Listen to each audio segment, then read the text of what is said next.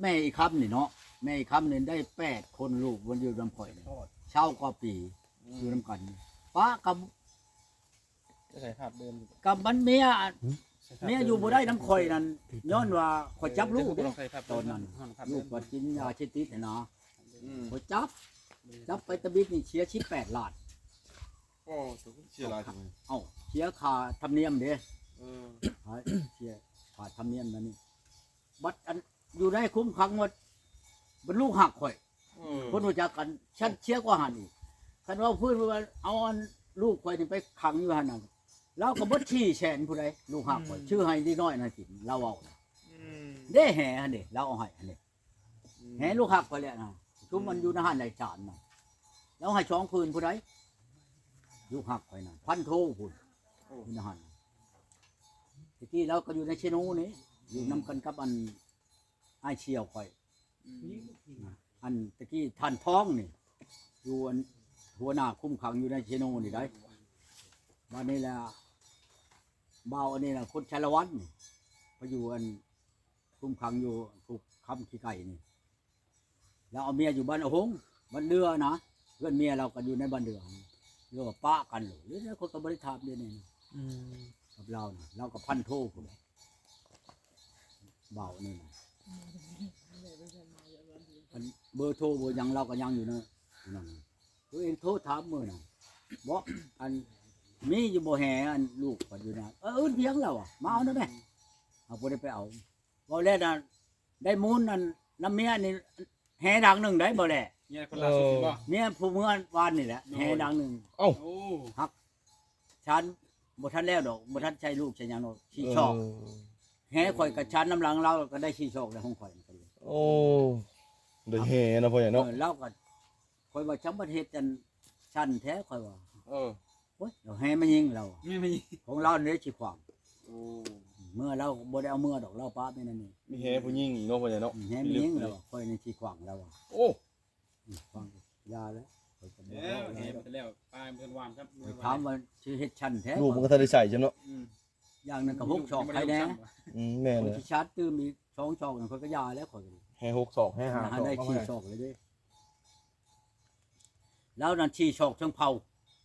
โอ้เดี๋ยวเนาะเนาะพ่อใหญ่เนาะ ควางออกมันก็สิช้ำกระโดงพัดนี่แหละตัวแหนั่นเนาะหลายจังแค่บ่แค่16ชอก เออ แต่แค่11ข่อยนั่นก็ยังบ่มันบ่นั่นยามันแหละ เจ็ดจังแห่12ศอกมาพ่อใหญ่เนาะดูตัวหมด เงินนั่นเงินชาว6ล้านได้แห่พื้นนึงเฮาก็ดี เออเนาะพ่อใหญ่ เป็นแฮที่มีราคาสูงแล้วไงกัน คันสิไล่มาก็ถึงข่อยแปลงโทรศัพท์แล้วก็ชื่อเครื่องชื่อหยังมันก็มอ30ล้านพุ่นแหละเสียพวกนี้ อ๋อตัว บ่น้อยๆได้ ชื่อรถตู้เลยเป็นคันเนาะพ่อใหญ่เนาะ ได้อันนี้หมอลูกเลี้ยงข่อยลูกไปเบิ่งรถมานี่รถตู้อยู่สวรรค์พุ่นข่อยนั้นชื่อแล้วข่อยก็ขายมันไปเป็นไปบ่ได้เลยน้องหนึงบ่ให้ขี่ลูกก็บ่ให้ขี่ เอ้าเป็นอะไรพ่อใหญ่เนี่ย มันข่อยเขาย่านมันไปต่ำไปหยังอันหมู่หนา โอ้ มันตามันบ่ดี โอ้โอ้โอ้แม่น มันตาบ่ว่องไวคืออันนั้นยาเขาบ่ให้ขี่ คือตัวเก่าเนาะพ่อใหญ่เนาะ แค่เมียนเฮ็ดอื่น ต่อ เขา เขา ว่า ต้องคิดต่อ เห็นชื่อกินใช้ท้องเจ้าหันแล้วพ่อเอ้ยหากหมอลูกชายน่ะสิมาเอาเงินน้ำข่อยนี่ไปชื่ออันนั้นได้สิชื่อรถกันดูดเข้าอ่ะนะ โอ้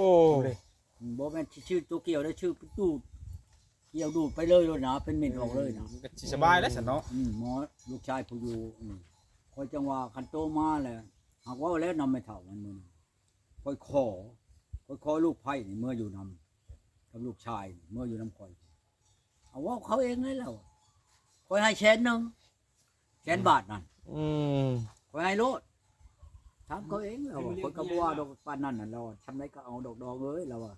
ให้เมื่อเลี้ยงคอยนี่คอยมอบให้เบิดให้นาตาก้าวว่าคอยไปเข้าเรือนชานลานเป็นถึกบ่เห็นคอยชองมือมันจะขายก็แล้วแต่ลูกชายกับลูกไผ่คะแนนเลี้ยงคอยให้มันเบิดอายุคอยแล้วย่าลูกเพราะว่าในนี้มันไม่น่าชิว่าหลายเลยคันลูกมอนี่นั่นลูกคอยแต่เป็นชิปเป็นชาวนั่นมี2คนใครแน่ใครอันเบิ่งคอยเห็นได้มีผู้ลูกหล่าคอยนี่กับหมอ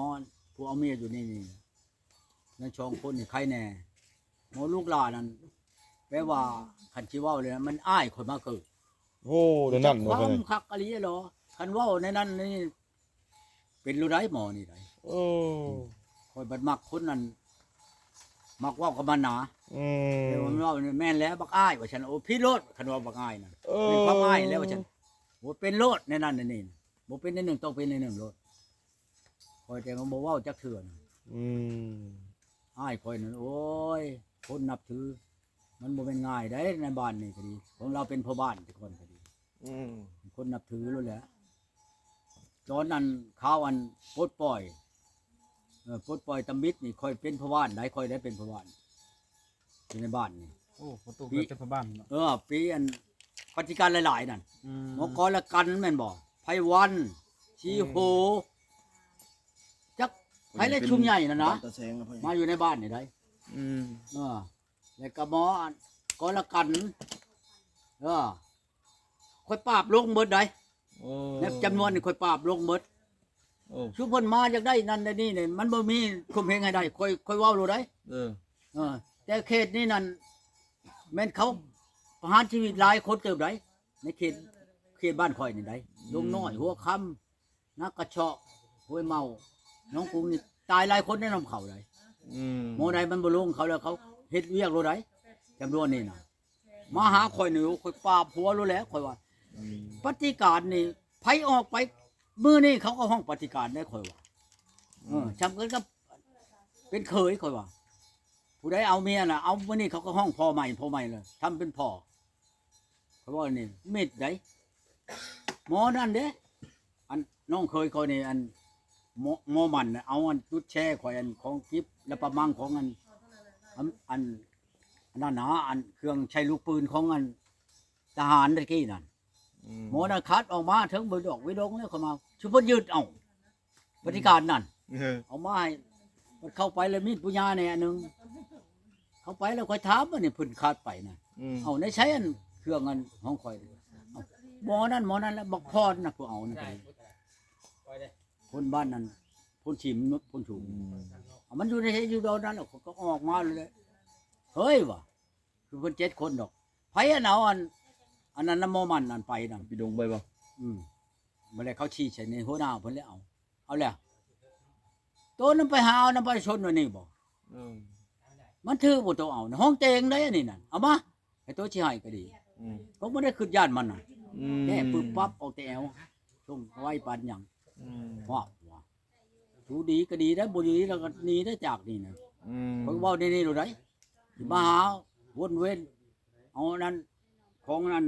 ไปชนนี่บ่ได้ได้วะ หน้าบ้อมไปหมอก็ดีบ่เอาหัวเพิ่นคักปันหยังแหล้วที่ช่างที่มาก่อกวนนั่นไปชนในเขตบ้านนี่โอ้ยค่อยบาปหัวเพิ่นเบิดแล้ว บ่พ่อใหญ่งัวพ่อใหญ่เฮ็ดอันใดอยู่พ่อใหญ่ โป๊กพูกที่น้องกันเด้ ผูกเอาบ่ ว่านนี่พูกอยู่ในสวนพี่ค่อยหนีเด้พูกอยู่ใน เหมือนมันจะเบิดผลบ่จังเนาะพ่อใหญ่เนาะ จักแหละบ่เบิดดอก เบิ ค ด น ตก ก็บ่ ลงไปเนาะ ก็บ่ได้กินแล้วเขานี่ บ่เห็นตกเนาะพ่อใหญ่เนาะ มันก็ยังสิตกอยู่แล้วโอ้โทค่อยบัด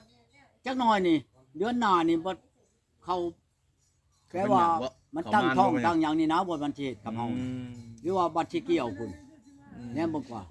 คอยจะว่าโอ้ยคอยระวังอยู่ดีนี่ระวังมันสิเฮ็ดกับเฮาอันเวลามันสิเกี่ยวนี่ อืม เดี๋ยวนี้มันแดดไปแล้วหักก็มีได้บ่อนตกคืนนี่ผ้าแตกอยู่ทางนี้ได้ขึ้นหึมอยู่ได้คืน อืม นี่อยู่หักตกบ่อนห้องบ่อนกระตกแล้วบ่อนกับบ่ตกนี่เป็นจังซี่แหละ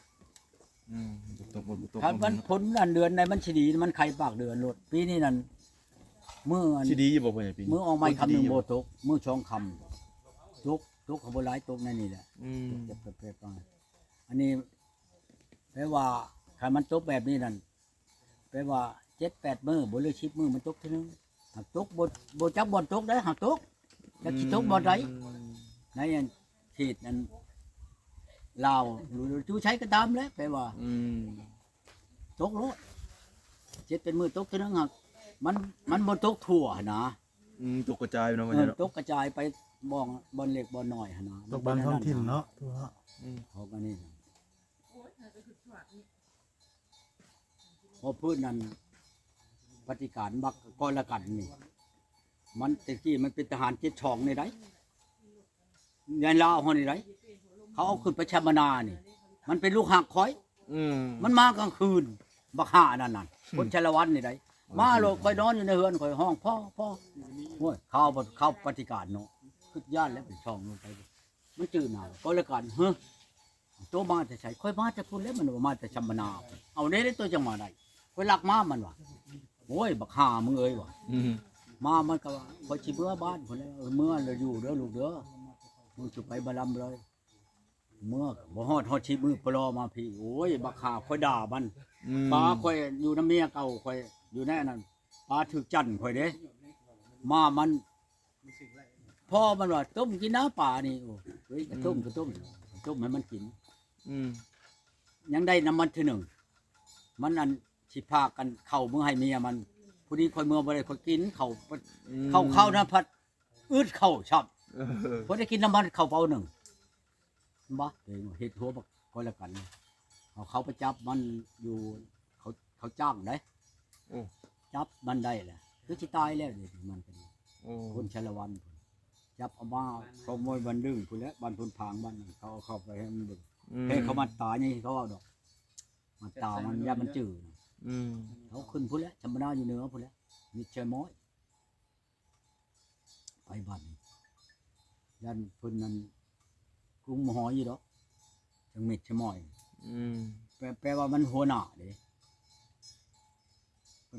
แต่มันอยู่ในทหารอยู่ทางในเฮาตะกี้นั่นเป็นลูกฮักคอยนี่แหละ7 กองพัน 7 ช่องบักอันนี้นะคนเตี้ยๆน้อยๆดอกมันมีผักง่างมันคุกหนึ่งอยู่ในแอวมันจักยิงจักออกบ่ออกแล้วมันหักมันเทงนะบักอันนี้นะคำว่าบ่ลงไผอยู่ในเขตนี้ก็มีแต่คอยและปราบหัวมัน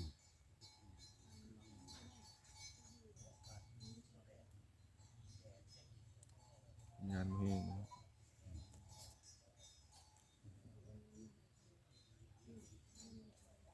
บ่น้อมบัดเจ้าเอาชาวนางมานั่นโทษใส่ตู้พายเด้อให้ตู้พายมา ใครจะเอาเรามาตัวไปเอาคอยไปเอา เจ้าไปเอาบ่ได้บ่ แล้วชาวนางเลยจ้ะ เจ้าไปเอาชาวนางเนาะ เอา เอา ชาวนาง แล้วบ้านนี้เช่นไรฉัน ตู้พายอยู่ชิว่างบ่ตู้พาย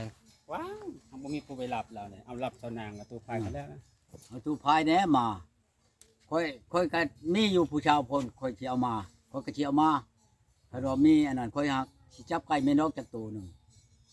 มือเอามามือบ่ มาฮือนัด มือโทษนัดกันจุเจือได มื มือให้เป็นมือฮือไดสมมุติว่าเจ้าสิมามือฮือนั่นแลกมืออื่นแล้วจะให้เจ้าโทรบอกข่อยโลดข่อยสิจับไก่แม่นเพราะว่ามันแจ้งแล้วมันจับบ่ได้ไก่ข่อยนะข่อยก็เอาแม่นให้เอ้ยน้องแล้วเฮ็ดกินแม่นบ่หมู่มาหาโตแล้วอบอุ่นนั่นจิตใจข่อยอันเมียปะนี่แหละบ่แม่นข่อยปะเมียดอกอบอุ่นหัวใจข่อยเมียปะนี่ให้มันดีมุงดีใจแน่ มาปลอบใจนะตู้เนาะ มา คนจะปะกัน มา จะปะคอย ระดมจิตใจนะนี่บ่แม่นหยังดอกมาระดมจิตใจ มาดูกันเนาะ นั่นจะได้กลับเอาละให้ใหญ่มาเลย ให้ผู้ใหญ่พักผ่อน ถอนตะโพตู้วันนี้ในน้ำนี่ ไม่ต้องเอาดีกว่า พัดกระปุ้นลืมถามแซ่บอยู่บ่ตู้ แซ่บได้ โอ้